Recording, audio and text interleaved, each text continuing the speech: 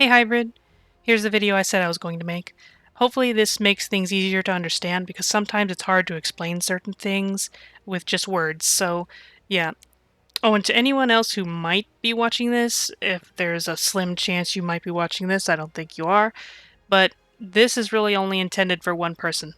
I intend to use Ark Survival Evolved to create some DVDs for my nieces and nephews for Christmas, and Hybrid volunteered to help me if he can. Hopefully his computer can handle this game. My computer is a beast of a computer, so, I don't know how your computer is going to react to this, Hybrid, but hopefully you can at least play this game on, I don't know, low settings. Just even that'll be helpful. So here's the main menu. And over there on the left is all the things you can choose. Do not choose Join Ark. You'll want to choose host/local. Never ever choose Join Ark. That's when you'll join an official server online. So pick host local. And you don't have to worry too much about all those stats on the left. When you come into my game, my world, you don't have to worry too much about that. Also, the taming speed is up really high because I was experimenting with something earlier and I didn't want to have to wait hours for my tames to complete. Okay. But you'll also see all these mods on the right. So when you enter into my world, you'll automatically download these, but it's a little bit quicker if you download them yourself. So, just keep that in mind. So what's going to happen is I'll choose host dedicated session, non-dedicated session, sorry.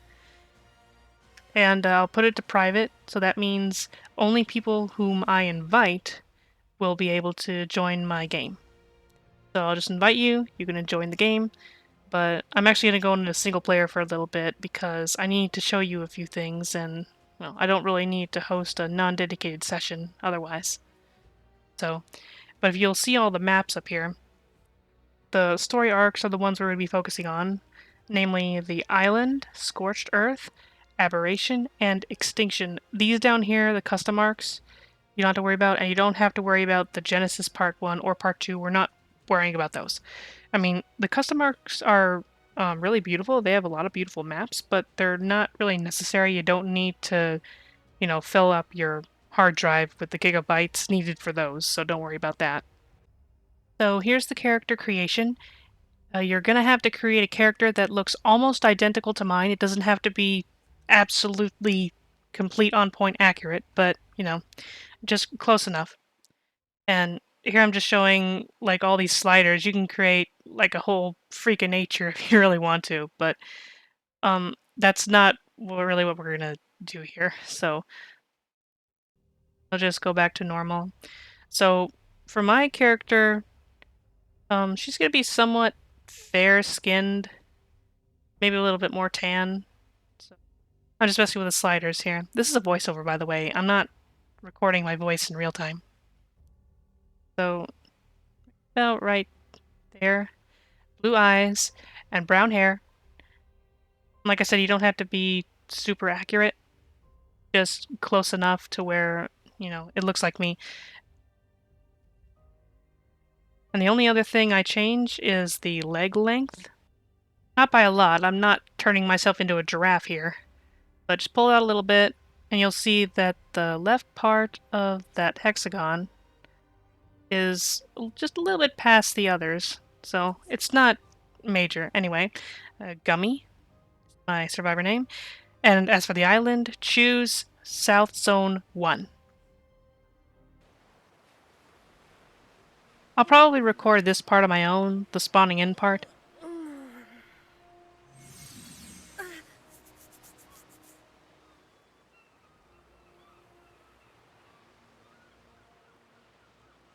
But now I'm actually going to go into creative mode because I don't really need to do anything in survival right now.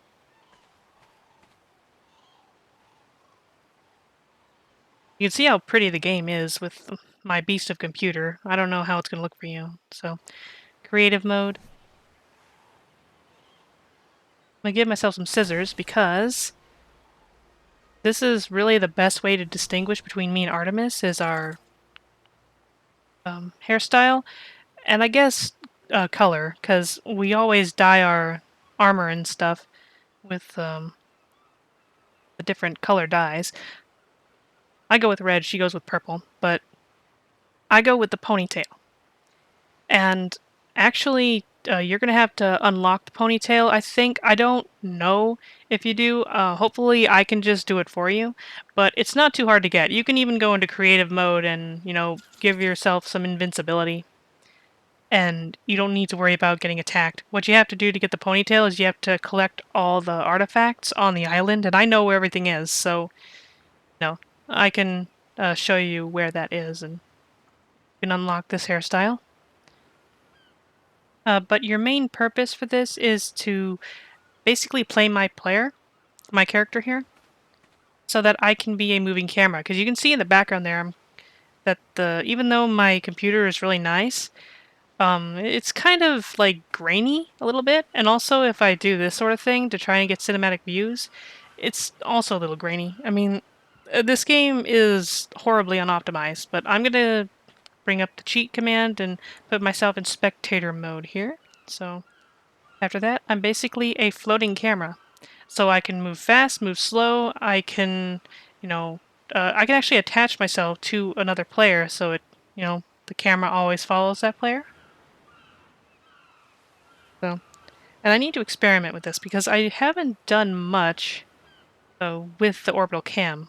So I'm bringing this menu up to kind of show you what I can do with this. Because like I said, you'll see in the background there, it's a little grainy, but if I can actually mess with this depth of field menu so that I can create a background that's a little bit blurred so that the focus is more towards the foreground.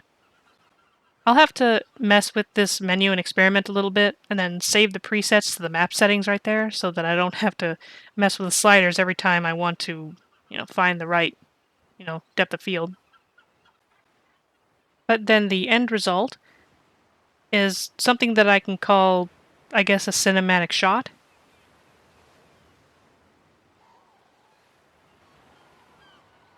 You see, that looks a lot better, in my opinion. And of course, I can do the opposite. I can have the background in focus while the foreground is blurred out. You could just imagine Artemis and I looking at a tame or something like that. We're about to shoot with the tranq darts or something. Or just, we're eyeing something in the background, something like that. Now, while I'm in spectator mode, obviously you won't be able to see me. But I can actually still do a few things. I'm going to have to experiment with this as well. Like here, I'm spawning in a dodo. Now, I did say that you only need to be here for certain select scenes, and in a lot of ways that's true, but if you can stay with us throughout the whole thing, then that would be great. And you don't have to worry about having complete knowledge of the game or anything like that, or really even doing anything super substantial in terms of actually playing the game, because I'm going to fast track everything. I'll even spawn in the dinosaurs that you guys need in order to progress. You guys don't have to spend 6 hours up in the north trying to find a high-level Eutyrannus, which Artemis and I have done, legitimately. Artemis and I have done this all legitimately before. It actually took that long to find a really high-level Eutyrannus once, which speaks to the level of absolute bullshit this game can be sometimes. This game is not as difficult as it is tedious. I'll even turn up the stat gains for us so that we can have like a really, really high amount of weight so we don't have to be weighed down by anything, because nobody's going to see it. Absolutely nobody's going to see it if I'm the camera. Nobody's going to see your inventory or your stats or anything like that. The DVD we're going to be making does not have to be accurate. It just has to be entertaining. That's all it has to be. I can even do something like give infinite stats to you and Artemis so that you can never die. Yes, I can do that. So, you don't have to worry too much about that sort of thing. You just gotta play in a way that is convincing to my nieces and nephews that you are me. And you know, we can re-record scenes. It's not a huge deal. If we mess up the scene, we can just re-record it.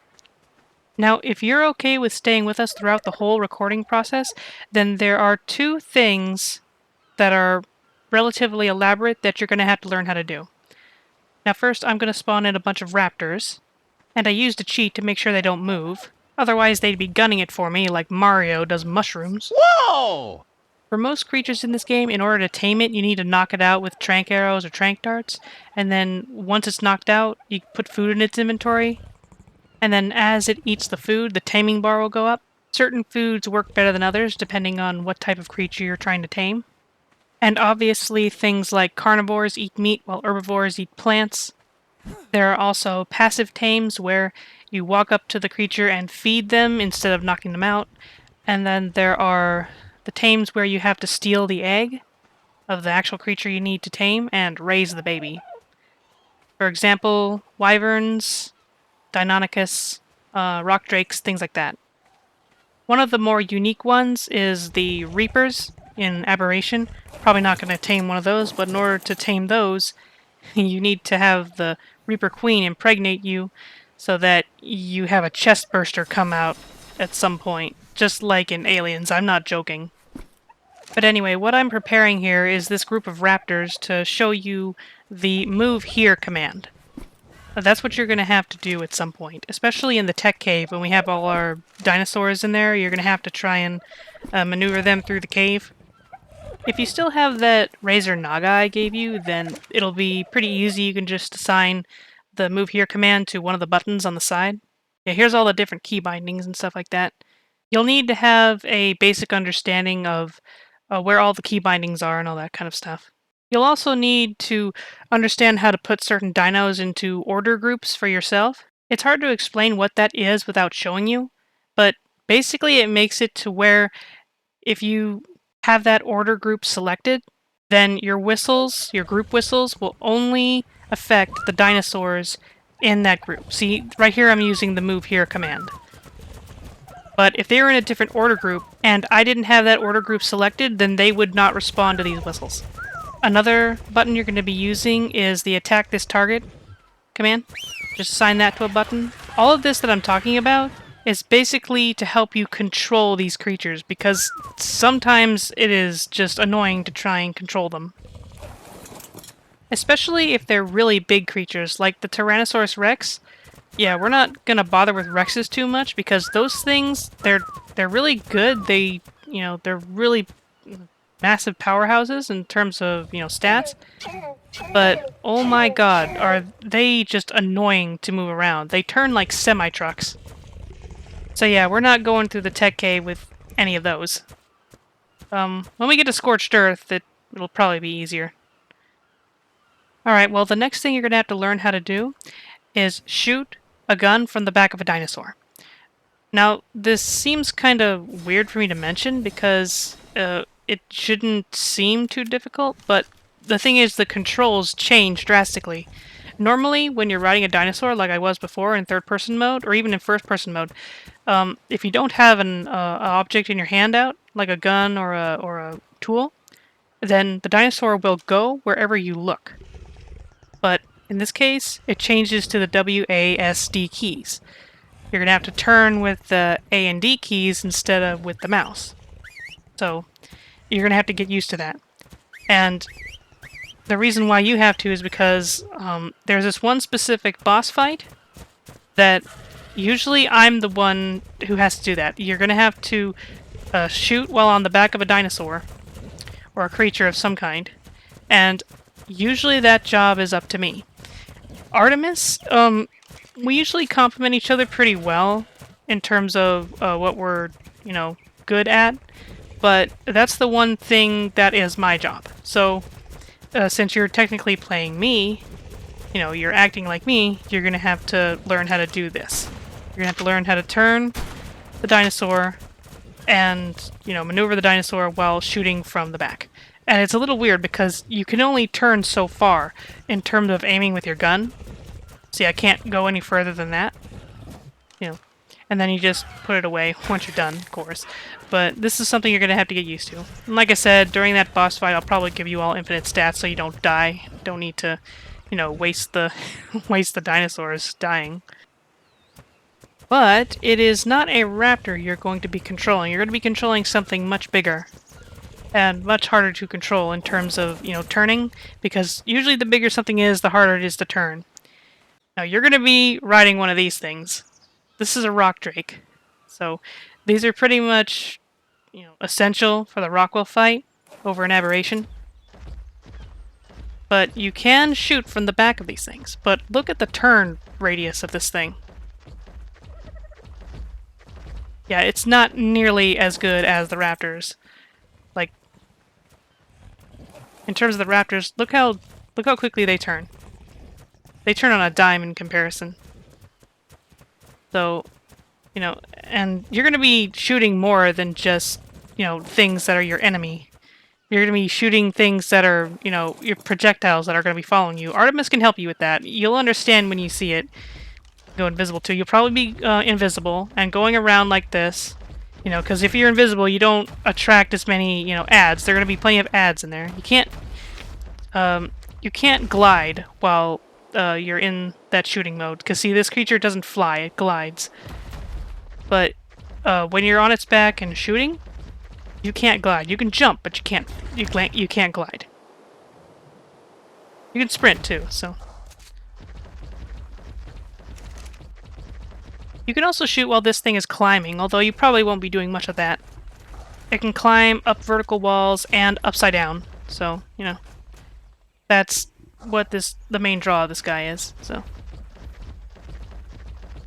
Now, I'm still writing the script for this whole thing, and basically, I'm not sure if we should record the audio first, like the voiceovers.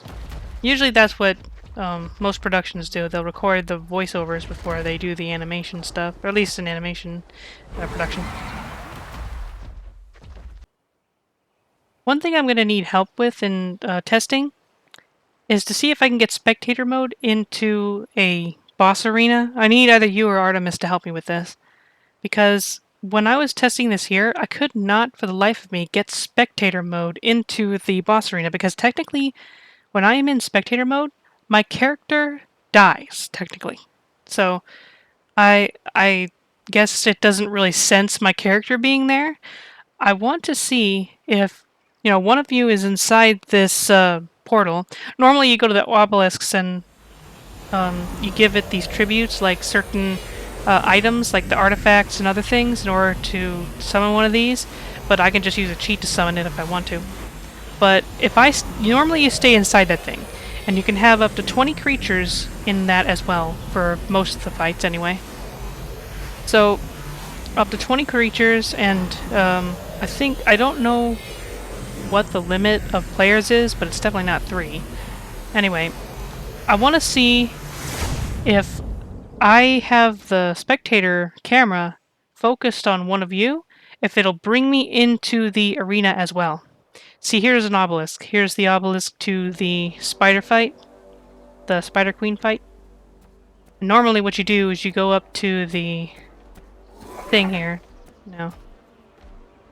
and you press that little button there, and it'll ask you for the tributes, like certain things, like, I don't know, what does the spider need? I forget what the spider queen needs. I know it needs, like, Titan Bow of Venom and other things like that. But watch what happens.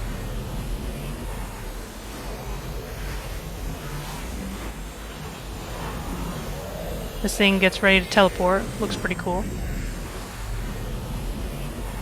But once it's done, it does not bring me with it. So here I did it in creative mode. And technically my character is still alive, so it brought me in. But then I went into spectator mode, and the boss just kind of glitches out and disappears.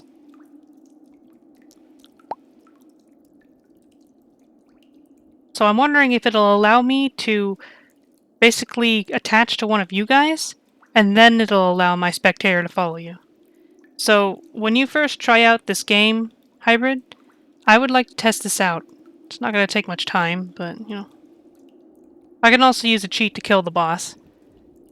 So when we're doing the testing, you don't have to worry about messing with any mechanics. Not that there's much mechanics in terms of this boss. It's basically just a rush of dinosaurs.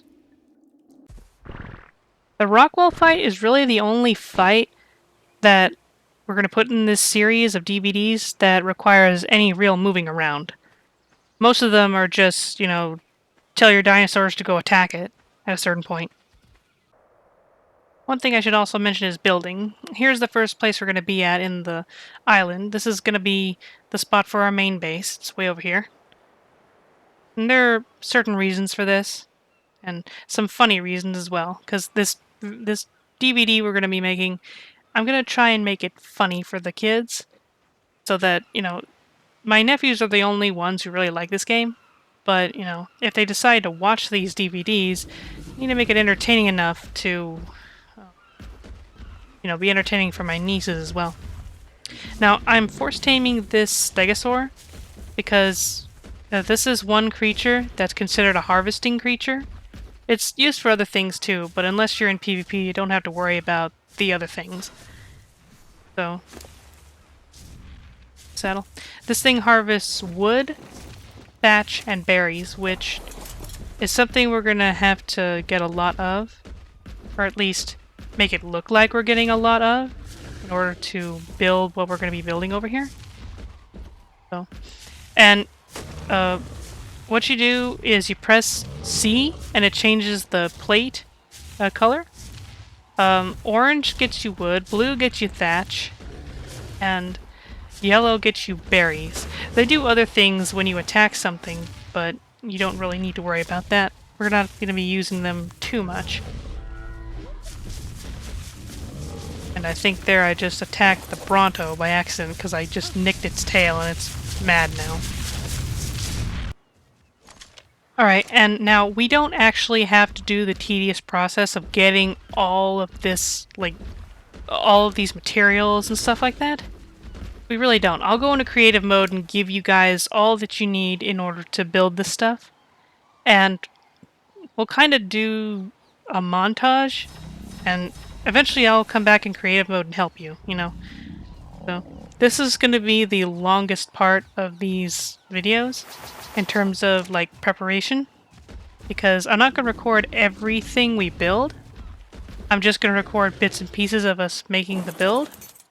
I'm pretty sure you can envision that. And then it'll be like the before and after sort of thing. Or at least it'll transition between that. So that's kind of the idea I have for this. Now, we are going to have a theme for each of our builds. Like for here, since we're on a little island, it's going to be like a cabana bay kind of thing, if that makes any sense at all. I think you'll understand once I'm done with this. But here, I'll be on the camera like this, watching you guys kind of gather something, and then it'll cut to a spot where it'll show us building stuff. Like I said, I can go into creative mode and give you guys these things. And the first thing we're going to be building is this circular cabana house, if that makes any sense. I'll show you how to build this, more or less, once we're done. Like, once we get going. But at some point, I'll watch you guys. You know, I'll be the camera, you know, behind you guys, watching you build the wall, and then it'll cut to, you know, another spot where we're building something else and something else. You know, maybe the process. You know, how it goes. Now, in order to do this whole circle thing, you start out with the triangle foundations, and then at the back of every triangle foundation you put a square one, and then at the back of the square one you put more triangles. You'll understand. I'll help you. I'll go back into creative mode. I'm not going to be the camera all the time. I'll actually help you. So we can help each other get this done. And then it'll just cut to when we're all done. And then at that point, it'll just seem like, you know, we worked a a good amount of time. And we will if we want to build something this elaborate, even if we do use creative mode. And the mechanics of this building stuff is also hard to explain. So here I'm just showing you the way to make it as circular as possible. There's no real circles in this game. It's not quite like Minecraft, but still. And here's an example of the end result. This is what I meant by the round cabana-looking thing. Looks kind of like a beach house, almost. Now, I just have a bunch of dinos over here just to, you know, fill in a few gaps. It's not a big deal. Just make sure not too many things spawn. Anyway, it's gonna be like this, kind of look like a bay. There's gonna be a big bridge here. I don't know about this warehouse thing. But another thing I would like to mention is the music that's playing right now. Of course, there's gonna be a lot of different music in the actual DVD. And it will change depending on the mood. Like here, you know, it's comfortable, it's on a beach, and, you know, it's a safe place. So, you know, it will change depending on if we're doing something funny, if we're being attacked, or something like that. Probably use some official music from the game as well. But it'll also change depending on the map. Like here. And Scorched Earth will have desert or western type themes in terms of its music. And Aberration's a hard one because Aberration has like very lush garden looking places, but also very mysterious dark looking places. I mean, look at this. There's a reason why Aberration is my favorite map, and this is one of the reasons why. And you have places like this in Aberration. Oh my goodness. This is pretty cool. Yeah, look at that. And then in Extinction, I'm going to switch over to essentially a more modern type of music. So, yeah, we'll mention what to do in all these maps when we get to it. Two things I definitely would like to do in Aberration is to have someone get chased off a cliff by, I don't know, maybe some raptors, maybe not a Carno, but then jump off and then catch onto the wall like this. I think that would be something really cool to record. Now here's another funny scene that I want to make. You know, Aberration has these glow sticks that you can toss and attach to things, like walls or creatures, and other players. Imagine me tossing one onto Artemis. Artemis turns around, tosses one onto me. And then we just kind of look at each other and stare each other down. And all of a sudden, you just see the glow sticks going back and forth. You just see, like, across the screen like a food fight, and we're just tossing these at each other. I might cut to a part where some dinosaurs are watching us, and they're not very impressed, or something like that. I don't know how I'm gonna create that, but, you know, it's an option. But then it's all... by the end of it, just us in the ground, just covered in glow sticks. We're just messing with the glow sticks. You know, I'm thinking that might be something kind of funny for the kids to watch. But yeah, that's pretty much it in terms of what is needed anyway.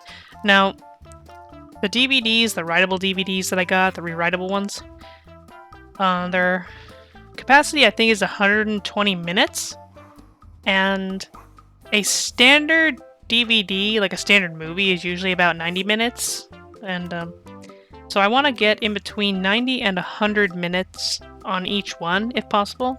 Between 90 and 110, actually, minutes. So, I don't know how we're going to do that with the island. The island itself is a really big map. I mean, just me explaining all this stuff is about half an hour of footage and stuff.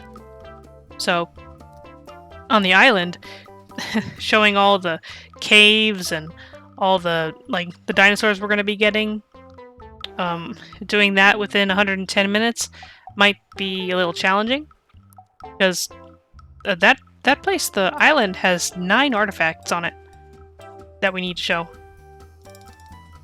And we don't have to elaborately show us going through the caves, it's just, you know, we just have to show us getting it. But all the other maps, Aberration, Extinction, Scorched Earth, they only have 3 artifacts. 3 caves, 3 artifacts. And the island has 9. Oh my god. Yeah, I put purple. You could dye the glow stick, so I made purple for Artemis. So yeah, I'm just hoping we can get this done. Yeah, there's me attaching it to myself. I think they can be bitten off by creatures, though. Wow, I yeeted that thing really high. Wow. Dang it. Attach that thing to a ceiling. So anyway, that's my idea, pretty much. If you have any ideas on how to make this thing funny, because, like I said, my nephews, they love to play this game, but my nieces don't really play it. So I gotta make sure that the DVDs are at least funny for them to watch. At least entertaining, because they don't really care for these kind of video games. So I'm gonna have to try and accommodate my nieces in that I have to make things as funny as I can while staying PG. So if you have any ideas at all, let me know. These are all the artifacts that I'm showing. Not really needed to show them, but you know, I'm just showing how unique they look and all that. You can actually put them on little pedestals and they can be like these really weird lights. So anyway, that is my plan. Hopefully we can pull it off, because this will take a while to make. At least it'll take a while to edit, I know that much.